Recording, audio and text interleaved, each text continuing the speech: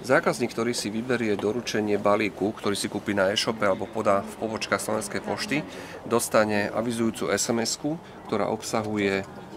adresu konkrétneho balíkoboxu a deň, v ktorý zásielka bola do ňoho uložená, a zároveň má k dispozícii 8-miestny kód pre vyzdvihnutie tejto zásielky. Čiže v prípade vyzdvihnutia zásielky z balíkoboxu v rámci menu vyberie zákazník vybratie zásielky, je vyzvaný pre zadanie 8-miestneho kódu pre konkrétnu zásielku, takže ho zadáme 8490 0592 592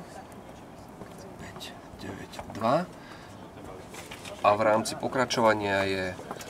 oznámené, že autorizačný kód bol úspešne overený a zásielka bez dobierky je pripravená na vyzdvihnutie, takže posledným krokom je výzva otvorenie schránky, ktorá sa otvorí do 5 sekúnd a zásielka je pripravená na vyzdvihnutie.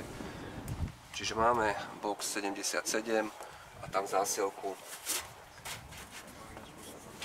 ktorá bola takto doručená do konkrétneho balíkoboxu.